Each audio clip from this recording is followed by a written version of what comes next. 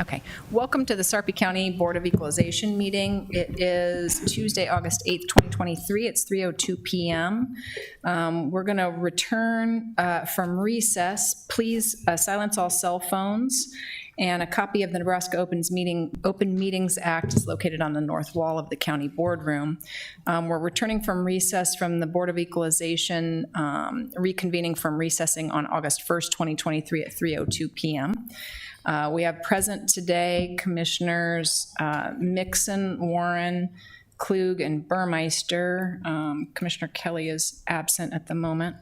We'll start with the consent equalization agenda. Would anybody like to see any items removed from the consent agenda? If not, I'll entertain a motion. Motion to approve. Second. Motion to approve by Commissioner Klug, second by Commissioner Mixon. Any discussion? Please vote. Ayes 4, absent Kelly. All agenda items having been addressed as published, the Board of Equalization is adjourned and will reset for the Board of Commissioners. Angie, you got to read that full line for us because now you're going to come down this week as Board of Equalization. Read which line? Oh, okay. Please. The adjournment line? Yeah, Okay. because now we're going to actually we're going to adjourn this week. Okay, all agenda items having been addressed as published, the Board of Equalization is adjourned. Is that what you meant? If you don't call us before 4:45 on August 10th, we will actually adjourn the Board of Equalization, and that will adjourn you then. That's all stuff you have that we don't, Deb. Yeah. It should be on yours too. Okay, well I just read it to you, so Yeah. you got it. What, you got it. what We're she good. said. How about that? We're good. It should be on yours if it's on mine, but okay, I got it. Okay, are you ready on the? I am. Thank you. Welcome to the Sarpy County Board of Commissioners meeting. It's 3:04 on August 8th, 2023. We have present today Commissioners Klug, Warren, Mixon, and Burmeister, along with our County Administrator Dan Hoynes and our County Clerk Deb Hotelling, and our County Treasurer Trace Jones. We will start with the Pledge of Allegiance.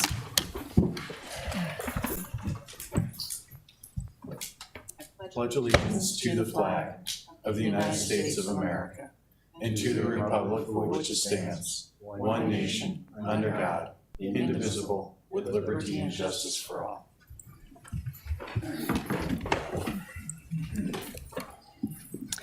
We'll start with Commissioners, Administrator announcements and comments. We'll start with Commissioner Klug. No comments, thank you. No comment. No comments. Dan? Nothing, Madam Chair. Okay, perfect.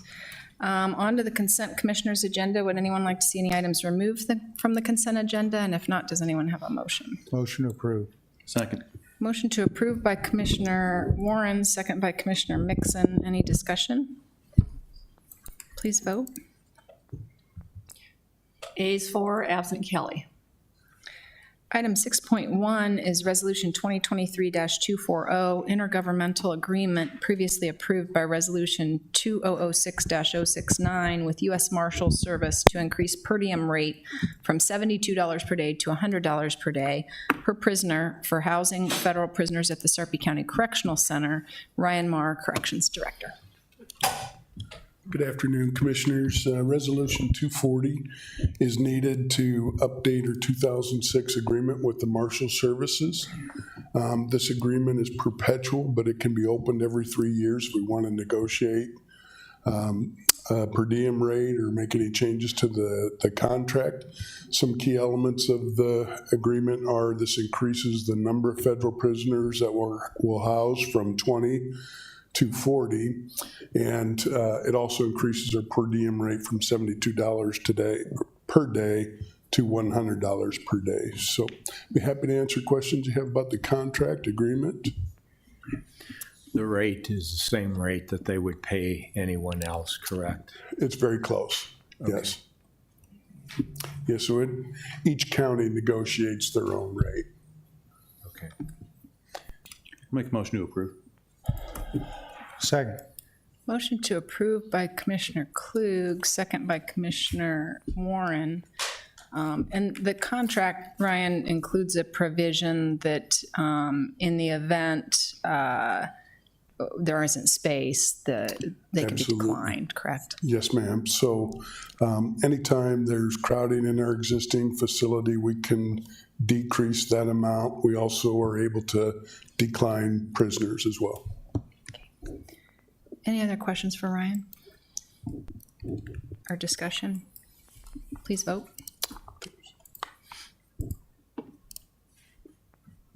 Ayes 4, absent Kelly. Item 6.2 is Resolution 2023-263, Professional Services Task Order with HDR Engineering, Inc. for the Warner Park Campus audit in the amount of $86,000. Tom Dargy, Assistant County Administrator. Good afternoon, Commissioners. Before you have a proposal on the facility audit for Warner Park, it should look a little familiar to you. I was up here last week. I'm just going to go through it again just really briefly. The park was approved in 2009. It opened in 2011. So the facility is approximately 12 years old now, and we're about halfway into the 25-year contract. And so with that, there's a need to understand the shape of the facility. It's an outside structure, the majority of it, so it sits outside through 4 seasons of weather. So the long-range planning and budget considerations will be helpful once we have this study done. So the audit's going to go over the HVAC, the electrical, lighting structures, the whole gamut. And that audit, once it's prepared for us, will show 3 categories: minor, serious, and critical. And then it will also show a amount that it will cost to fix the items. And so we're expecting about a 3-month turnaround. The Warner Park Committee is on board with doing it, and we are asking for your approval of the bid from HDR in the amount of $86,000. And with that, if you have any questions, I'd be happy to answer them. Tom, the only question I have is, as we move forward with everything, with the stadium, and obviously there's more enhancements that we'll be needing because of Major League Baseball, et cetera. Are we working with the Storm Chasers organization to have a definite outline of who's responsible for what for future maintenance going forward, or is this going to be a part of that, and then we'll define that? Yeah, so once the study is done, then we would sit down and kind of go through that together, and along with the contract, and then decide who's responsible for what on that and go through that. And that's kind of an important thing you bring up too with the contract as well. I think that the study will be important for us as we move forward to that. If we decide to kind of do a new contract, I think the study will be important for everybody, for you guys to have consideration, and then that will help to kind of align the contract a little bit closer with responsibilities, because right now the contract does have it kind of broad on some of the stuff, and so that's why it's important for us to have that, to sit down and go through it together collectively. So this will give us some definite or definitive actions and guidelines. Correct. And to work with the Storm Chasers as well. So we're all in agreement and we're doing everything the right way so we can keep maintaining the life of this stadium in good Yeah, order. the Storm Chasers are on board with the study as well. Perfect. All right. Thank you. Motion to approve. Second. Motion to approve by Commissioner Klug, second by Commissioner Mixon. Any discussion? Please vote. Ayes 4, absent Kelly, motion carries. Item 7.1 is a discussion, Nebraska Association of County Officials, NACO update. John Cannon, Executive Director. Good afternoon. First and foremost, thanks for having me and letting me be on the agenda. I really appreciate it. My name is John Cannon. I'm the Executive Director of your Nebraska Association of County Officials, and I want to stress that it is yours. I tell the staff all the time, our job is to make sure that we provide resources and information so that you're able to do your jobs, everyone in the room in the courthouse, so you're able to do your jobs more efficiently. As part of that, one of the things that I like to do, and I've told the staff that we're going to continue doing, is I want to make sure that we're going to be in every county courthouse during county board meetings as often as possible. it's fun to invite you to our parties in Kearney or wherever our workshops are, but it's a lot more meaningful when we come to where you live. And frankly, as an association, the way we are, I think it's incumbent upon us to do that. And so, I've had conversations with people, and they're like, well, how can you justify, driving all over the state? And I'm like, first of all, it's awesome. That's the best part of the job, in my opinion.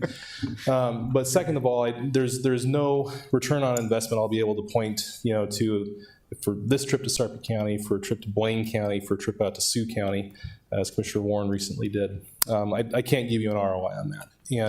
And I know that goes to my fiscal duty, but what I can tell you, though, is that it is, for an association as large as ours is, all 93 counties in Nebraska, it's important for us to do that because, I can tell you there are a lot of counties that they feel a little bit of a disconnect from people in Lincoln. And I've heard from folks, all over the state that all this money goes into Lincoln and we don't see a dime of it back in return. I've heard that from people in Douglas County, and I've heard that from people in Banner County. And that's, so I think it's important as an association, as a statewide association, that we demonstrate to you our focus is on you folks. And so I'll go into the resources that we try to provide. Primarily it's education, educational in nature. And so I'll go through some of the things that we do.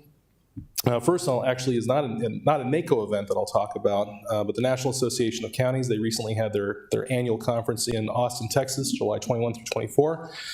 Next year is going to be in Tampa, Florida. I have no idea what it's going to be like in Florida in the middle of July. We're going to see. But what I can tell you for the National Association is they have a lot of programming that is relevant to all 3,069 counties, parishes, and boroughs across the country. They talk about how the federal government interacts primarily with counties. So you'll hear a lot about ARPA, you'll hear a lot about mental health. And what I can tell you is that there's a lot of resources that are out there that are available to counties that honestly really goes untapped. And so they're a great conduit for that information. And so I'd certainly encourage you all, if you have the opportunity, to attend any one of their conferences. They do a great job. And they're not paying me to be here and make that plug for them, but I will note that when we were doing the CARES Act a few years ago, one of the things that was put on that is they said, hey, we want this to go, a certain portion of this to go to local political subdivisions, no strings attached. Well, if you recall the portal that we had to go through with Deloitte & Touche, there were some strings attached, and that's not a criticism of Governor Ricketts. Every governor across the country did that. They said, if this money is going to be clawed back and the state is responsible, by golly, we're going to make sure it's being spent the right way. The National Association, they said, hey, this isn't what we intended. We wanted to have a direct allocation to counties, something that's never been done before, probably not going to ever be done in our lifetimes again. But they worked hard with the Trump administration, with the Biden administration, both houses of Congress, both parties in Congress, U.S. Treasury Department, to make sure that there was a mechanism for having a direct allocation to counties. Again, nothing we've seen before, doubtful we'll see it again. And I will note that Sarpy County received $36,360,628 in ARPA funds, due primarily to the efforts of the National Association of Counties. If you take your $2,743 annual membership, and you only use it for paying for your NACO membership, that would be 13,255 years of membership in the National Association of Counties. I think that's a heck of a return on your investment. Now, I'm not suggesting that you spend all your ARPA funds on your membership dues, but I'm just kind of pointing that out. Some other events that we have coming up, we have the Assessors Workshop, August 21 through 24 in Kearney. Dan Pittman, he's a regular attendee at our workshops. He's a participant. He's recognized as being one of the leaders in the assessors group. And so we're looking forward to visiting with him when we're out there. We also have coming up the NACO Legislative Conference. That'll be October 12th in West Point. And so the thing that I'd like to put in your ears about the legislative conference is, if you've ever thought to yourself, there ought to be a law, I know at least one person I sit on the board of governors for the Bar Association with that has said that before.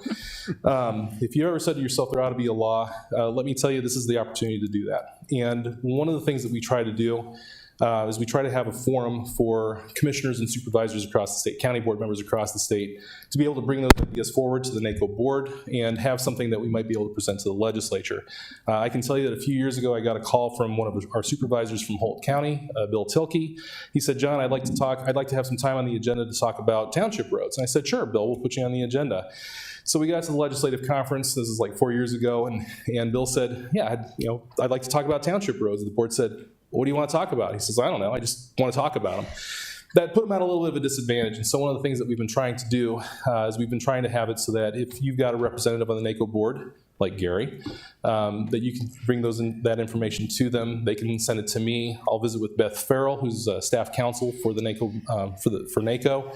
And we'll try and whip something up so that we can present it to the NACO board and have that something that they can take action on. And again, I would certainly welcome your involvement. I would welcome any of the input that you have, because I will tell you that assessors, clerks, treasurers, sheriffs, attorneys, highway supers, weed supers, they're incredibly well organized. We really haven't had that option or that forum for county board members. And I'm not going to say any office is better or worse than the other, but as county board members, you have a unique perspective on how all these offices operate together within the courthouse. And so with that view, I'd certainly like to welcome your perspective on, hey, here are some things that we think, as far as county operations are concerned, might be a good idea for the legislature to take a look at. And one thing I will remind you that is with the legislature, we're what's called a Dillon Rule state. And that means that county government, we have no powers other than what's been authorized to us by the legislature. And so if there's something where you're like, hey, I think county government should work this way, that's something we probably have to go to the legislature and have a law change for. And so I welcome your input on that. And so again, that's October 12th. I hope to see all of you there. I know Gary will be there, but if there isn't any input that you'd like to have, please let me know and we'll start to whip something up for you.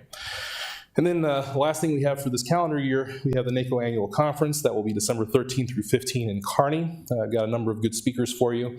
I just spoke to the Attorney General this morning. He will be addressing county boards, county clerks, and county attorneys, primarily about the Open Meetings Act. So he asked us to be on our agenda, so I'm looking forward to that. We've got a number of other great speakers for you as well. And again, with all these things, we try to pack as much education in there as possible. And so we're going to talk about roads and bridges and grants under the Bipartisan Infrastructure Law, assessment, Open Meetings Act, everything that counties are involved in. We're going to have a lot of programming for you. And so I'd certainly encourage you all to attend that as well. We usually have between 800 and 900 people that attend the annual conference. I would love it if everyone from Sarpy County was there. So, and we usually have a board function as well, so I'm pretty sure I'll see Gary there. So anyway, those are the events that we have for this year that I wanted to talk about as far as programming that we have available for county officials. The next thing I want to talk about is what we do, other things that we're looking at NACO. So when I became the executive director a couple years ago, first time I'd ever been an executive director of anything before, and so I said, let's do a study. NACO board, what are some of the things that we're doing that we shouldn't be doing? What are some things that we're doing that we could be doing better? What are some things that we're not doing that we should? And we looked at a whole bunch of different things. As you know, NACO owns a software company that provides a solution for a number of assessors, clerks, and treasurers across the state. We have 74 of the assessors, 88 of the clerks, 90 of the treasurers. By golly, we're going to get Sarpy County one of these days. But we provide those software solutions, and so that's primarily where our focus was. So we looked at things like mass appraisal, cybersecurity, GIS, websites, just those basic building blocks that we look at from a technology standpoint. And we got to the end of this study period, and I put it in front of the NACO board, and I said, here are all the things that we've talked about. Why don't you prioritize these things for us? And the board said, yes. And I'm like, that's not a prioritization. And one of our board members said, well, John, between you and Candace, we're sure that you guys can knock all this stuff out in your spare time. And we all had a big chuckle. But what that led me to was I said, NACO board, if you'd like us to, we can be all things to all people, and certainly we want to. But when you look at how we manage our resources, we are in Lincoln. That's the state capitol. There's that big giant building at catty corner from our office. We kind of have to be there. But when you draw a line straight down the center of Nebraska, I can tell you that of the county officials that we serve, our population, 1,500 elected officials, roughly 43% or so of them are on the left side, on the west side of that line. Somewhere around 56% of them are on the east side of that line. And so when you're looking at the efficient projection of resources, being in Lincoln it kind of puts us at a little bit of a disadvantage. And I can tell you that if I have to send somebody to Sioux County, and we've done it before, it's an 8-hour drive from Lincoln to Harrison, it's an 8-hour drive from Harrison to Lincoln, and then whatever time they're spending up there, that's 2.5 days I can count on someone being out of the office. And so for a more efficient way for us to project our resources, we put this in front of the NACO board. We said we should probably have another location, not just in Lincoln. The board said, yes, go for it. Candace and I drove out to Ogallala. We took a look at a whole bunch of different properties. We were in an abandoned Sunmart and very late on a Friday night in the middle of winter. That was a little bit spooky, especially when the young lady said, "Let's go look at the meat cutters." And we said, no, we're good, thank you. But ultimately what we did was we looked at a site that was north of town, south of the lake. We just had a groundbreaking, actually, the board approved this, we purchased it. We had a groundbreaking 2 months ago. I just signed the contract for it today. So we're gonna actually have some real earth being moved here in the next couple of days. We're going to build an office building, and it's not just an office building just for NACO people. We're going to rent it out to vendors, partners, people that we've worked with. I can tell you that Zell Human Resources, who we've worked with before, they actually recommended me as the deputy director for NACO a few years ago, so I think those guys are awesome. They've already said they're going to sign up, and I said, I haven't even told you what the rent is, and they said, doesn't matter, we're going to be there. And I said, I'm jacking the rent up as high as I can. So we've got a couple other pods we've had interest in from some state agencies. We've had interest from some of the local partners there. So we'll be able to fill it that way. And then also we're going to have some meeting room space that we'll be able to rent out to statewide associations, Cattlemen Farm Bureau, the Bar Association. They've all expressed interest in those sorts of meeting opportunities that we have there. So that is proceeding as it is. I'm fairly certain we're going to realize a return on our investment. And again, I think it's important to stress that it is a good thing for us to have staff out there because we can serve the people in the western part of the state more efficiently. And that means that the staff we have in Lincoln will be able to serve the people on the eastern part of the state more efficiently as well, because it'll free up some of their time. And I think if it's something that's good for 93 counties, I would tell you, and I've said this to the governor a zillion times if I said it once, if 93 counties are doing well, the state of Nebraska is going to do well. And I know that with a lot of people, when you look at things from a statewide perspective, it's easy to say if a handful of counties are doing well, the bottom line of the state looks good. My perspective is just a little bit different. And so that's something we're very excited about. I can tell you it keeps me up at night because it's terrifying as all get out. But I'm sure that when you guys built this beautiful courtroom, it's probably much the same for you. So anyway, that's what we have going on with that. And then another aspect of all this is when we looked at what we were doing with the software company, MIPS, we've got a microfilming division, we have a programming division, we wanted to add something that looks like GIS, something that looks like mass appraisal. And these are all different things that are kind of all rowing in the same direction, but they're all a little bit different. And so I decided that we need to have a manager, someone that's going to be a director, kind of like Candace is on the NACO side, but really for the MIPS side. And I hired a guy named Derek Niederklein a few months ago. He used to be the chief deputy assessor in Lancaster County. He's the guy that's responsible for the 30% increase in the valuation of my property. So at least he can't hurt me anymore if I've got him working for us, right? But all kidding aside, he's very well respected throughout the state. Most of the people I've talked to have said, that was probably the best hire I could have made for that job. So we're very much looking forward to the direction that we have for MIPS. And again, one of the things that I stress is it's not that we have to catch them all. If you have kids that did Pokemon, you've heard that one before, right? We don't have to catch them all, as in we don't have to be serving all 93 counties, but we need to be in a position where if any one county needs help, that we're able to serve them. And so I want us to be in a position where Sarpy County doesn't have to use us for assessor, clerk, treasurer, anything else, but we want to be in a position where we can if you need us. So that's a focus for us, and I hope that bears fruit in the future. Did want to talk a little bit about the legislative session just passed. So 820 bills were introduced. I can tell you that every single session, roughly 1/3 of them are going to affect county government in one way, shape, or form. And so this year, out of 820 bills, I can tell you that we were tracking or monitoring 274, which is just slightly over 1/3, exactly, almost exactly. And so this year, they passed 52 bills. We probably heard about the filibuster that was going on. It was great drama, better than Days of Our Lives. If any of you want something to do in the afternoon, tune into the legislature. You won't regret it. Of those 52 bills that passed, though, they were all essentially lifeboats. And once everyone realized that only a limited number of bills were going to pass, then you started seeing a whole bunch of bills just crammed into those bills that we knew were going to go. And so I would tell you that of those 52 bills that passed, about 291 bills in one way, shape, or form made their ways into those 52. So they were actually probably a little bit more efficient than they have been in the past, really, which can be bad or good depending on how you look at it. What I can tell you, though, is that the edict had gone out from the speaker that if you're going to Christmas tree a bill, do not put anything in there that's controversial. And so a lot of the stuff that we thought was bad was able to stay out. So we were I guess we'll call that a win. I think it was, but we'll see. But of those bills, there's a few that I wanted to mention. LB 243, it's a property tax bill. Just out of curiosity, show of hands, how many of you have claimed the refundable income tax credit on your income taxes? I hope everyone has, right? Last year, it was 30% of your taxes that go towards schools that you got as a refundable income tax credit, and 30% of your community college taxes you received as a credit as well. And next year, it's going to be 100% of community colleges. They're going to take community colleges off the tax rolls, sort of. There's a formula they have to follow.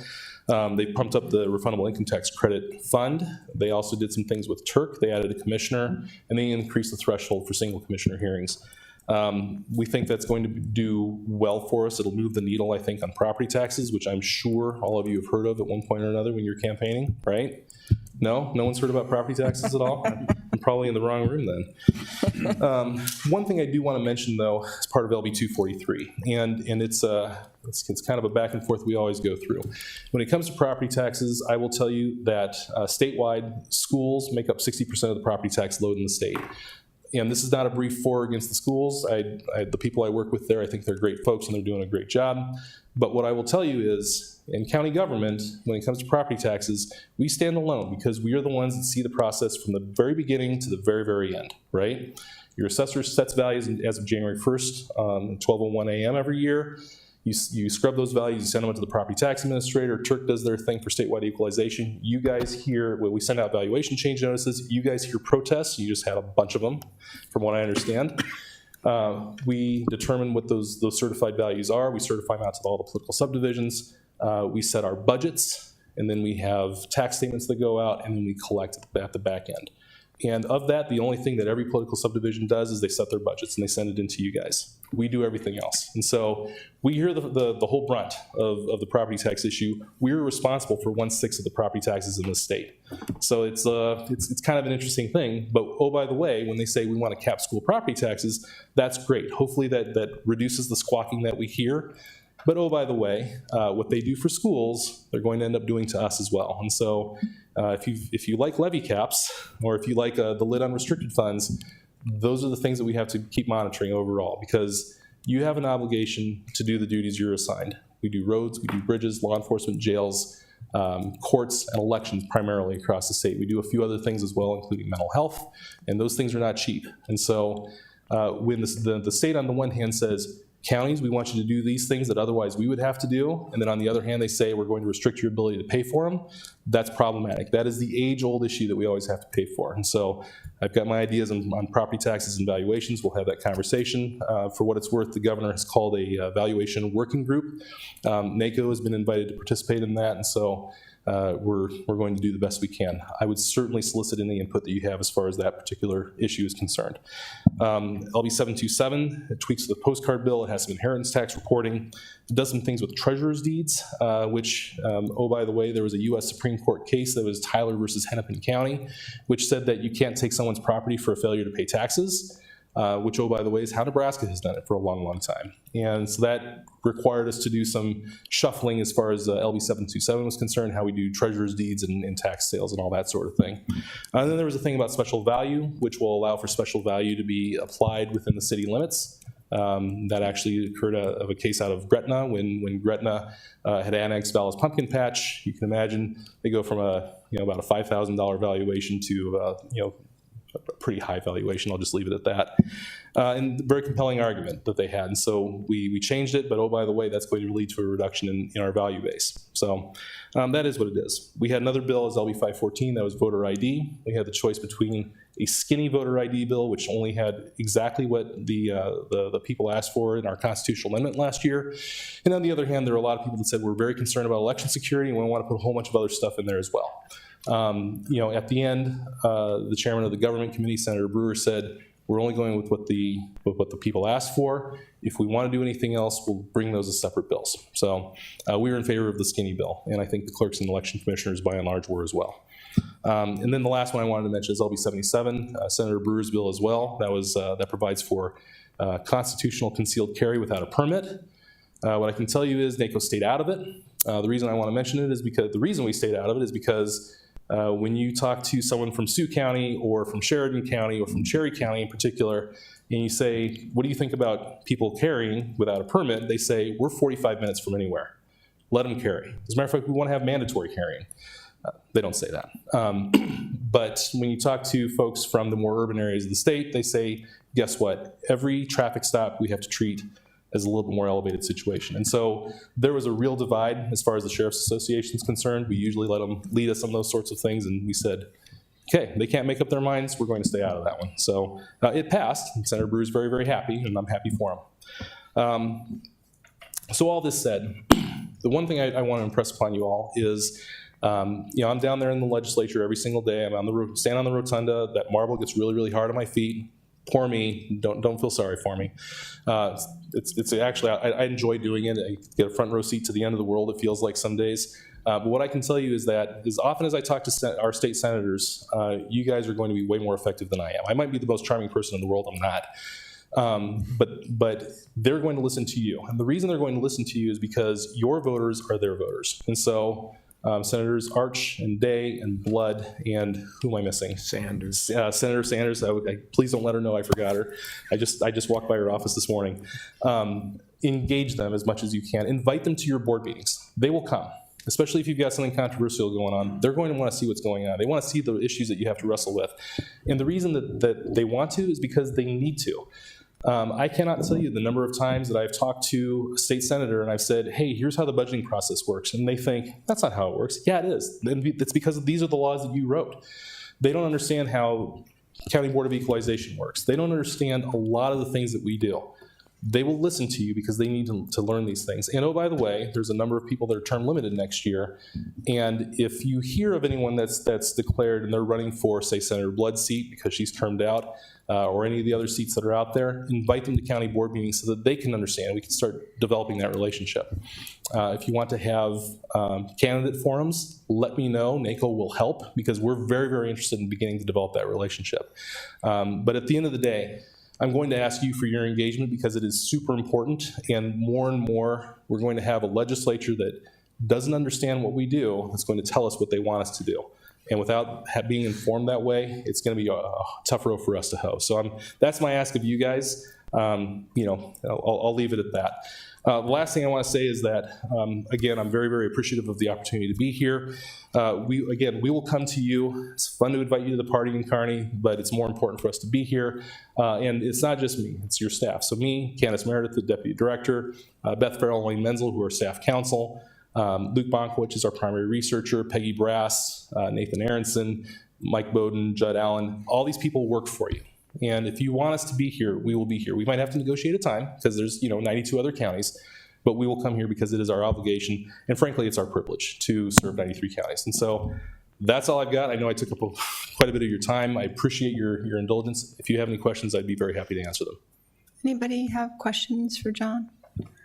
I do have one question, John. So of those 51 or whatever ending in 200 bills that passed, have you found anything like the year before, in the session before, we had the inheritance tax change pass, Yep. and it required a form and a process that didn't work and isn't the way people do it, to your point of, not understanding how the process works and then how that flows down and what problems it caused. So we missed a whole year of reporting because the bill said something that couldn't be done easily and wasn't done actually for a whole year.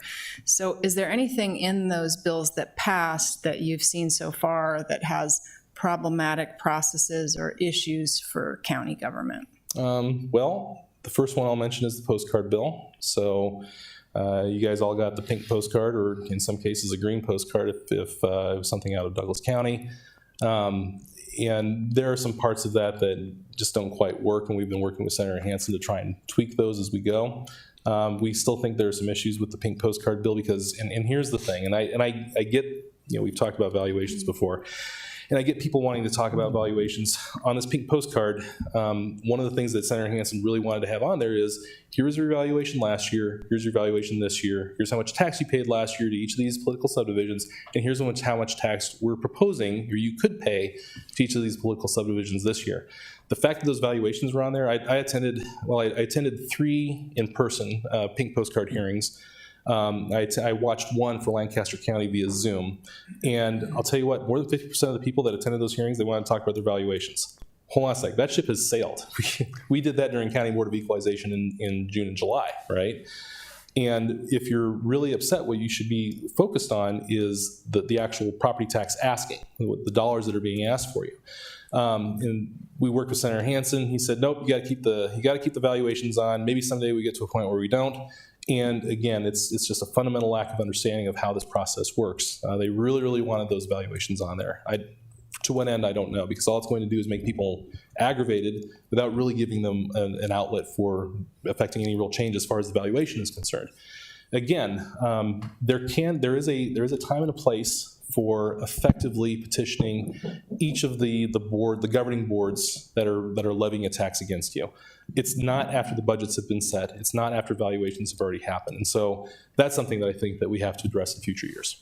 That's helpful to know, and actually the subject of one of Commissioner Warren's concerns about Board of Equalization is that so many things come to us upon which we have no ability to change, control, or make any decision on. So, that's not efficient government to have people coming to a postcard hearing to complain about valuations for which that group can do nothing. So it's good to know that you're on it and looking at those issues, because we're interested in that too, just some of those inefficiencies in the way things flow. Yeah. So another thing, John, can you share regarding the postcard bill and Senator Hansen? I'm sure we made him aware of how much it cost. Because you have that by county, because NACO, I think, helped with the mailings for most of, or you give us all that detail, because I believe, if I'm correct, that cost the taxpayers of Nebraska just under $900,000 to mail them out. Yeah. So one of the things that we did last year, and we knew the printing issue was going to be something that was going to be a hard thing to wrangle, especially when you've got a county clerk in X county that has to worry about a political subdivision that's headquartered outside of their county, right? OPS, for instance, they're in Douglas County. I think they've got some territory in Sarpy. Metro certainly headquartered in Douglas, plenty of territory in Sarpy County. Your NRDs, well, the NRDs weren't on the postcard, but that's the issue, right? And so we worked with the state print shop. I think we had 90 counties that were able to print through us, and then we invoiced them all. And actually, we were a little bit of a victim of our own success. We were estimating it was going to be about close to $1 million.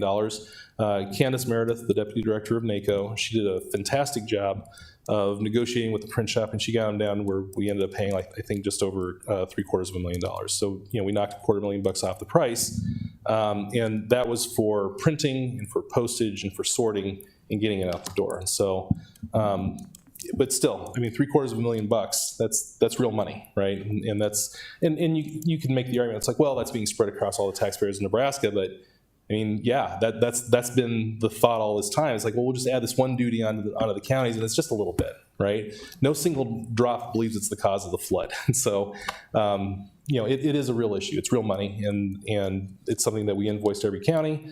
And so NACO was made whole. We weren't left holding the bag, thank goodness, because I think you would have fired me if we had.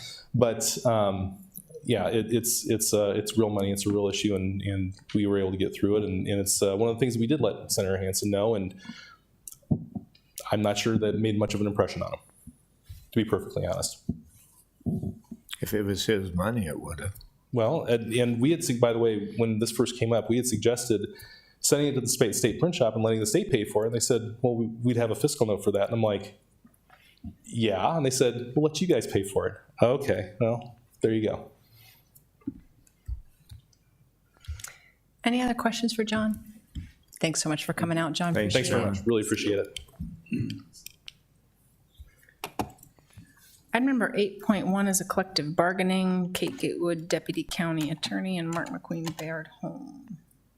You want to make that motion? Yep. I'm just thinking of something else.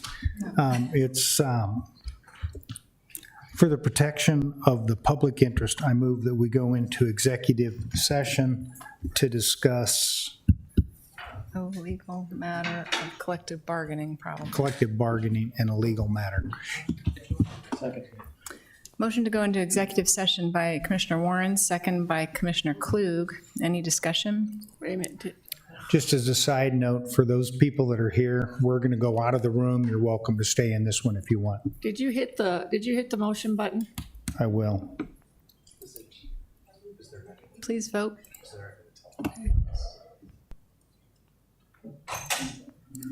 There you go. Okay. I need two more A's. You there for a minute. A's for, absent Kelly. Got too many things in my head. Just for a moment. I know that feeling.